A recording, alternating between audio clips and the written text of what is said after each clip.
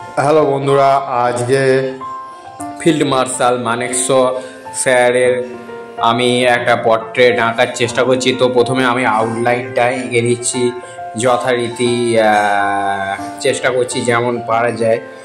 ভুল হতে পারে, কিন্তু তাও আমি চেষ্টা করছি আমার সাধ্যমতো যেমনভাবে সুন্দরভাবে স্যারের ছবিটা ফুটিয়ে তোলার জন্যে। তো ভালো লাগলে আমাকে সাপোর্ট করবেন। তো আমি এখন আউটলাইনটা কমপ্লিট করিনি, আউটলাইনটা করছি, পেন্সিল দিয়ে করে নিচ্ছি আউটলাইনটা, চোখগুলো করছি। তো এরপর আমি ওয়াটার কালারে করব। তো ভালো লাগলে সাপোর্ট করবেন। তো আউটলাইনটা করা চলছে, এরপর আমি রং ভরবো। তো সুন্দর করে আমি ছবিটাকে ফুটিয়ে তোলার চেষ্টা করবো আপনাদের সামনে, যাতে ছবিটা খুব সুন্দর আসে। তো আমি এবার কালার করছি, স্কিন কালার করছি, মুখ চোখ মুখগুলো করেছি। তো আর্মির যে ড্রেস পরে আছেন উনি, সেই ড্রেসের আমি কালারটা করছি ডিপ সবুজের সাথে একটু ব্ল্যাক পাইট করে আমি কালারটা করার চেষ্টা করব।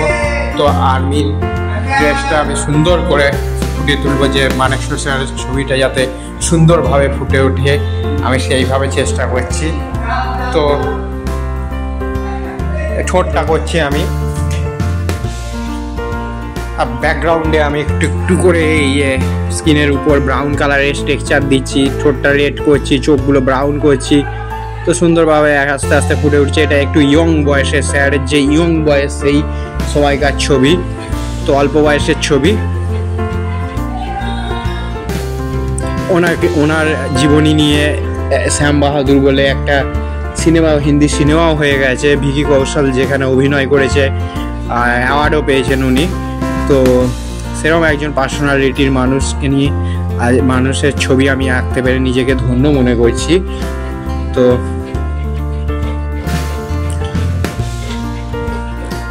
গোপগুলো কালার করছি,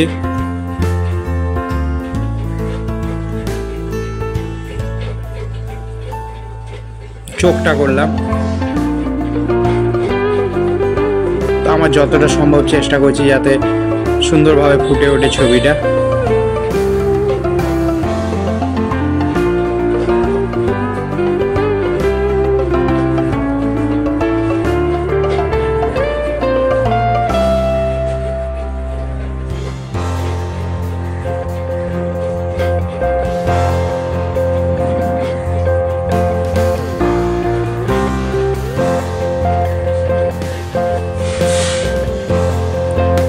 তো ছবিটা আস্তে আস্তে ফুটে উঠছে।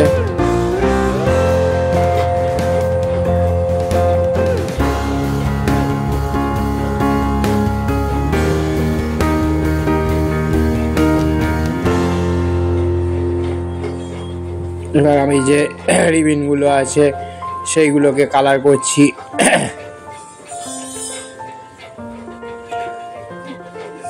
তারপর আমি শেষে ব্যাকগ্রাউন্ডটা কালার করব। ছবিটা মোটামুটি একটা পর্যায়ে এসেছে।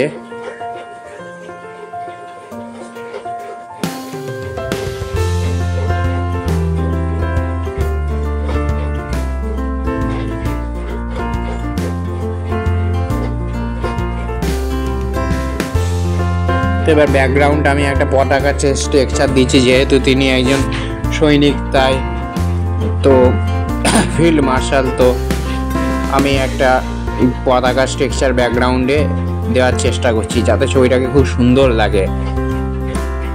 ওনাকে শ্যাম বাহাদুর বলা হতো। তো আমার ছবি কমপ্লিট। নমস্কার।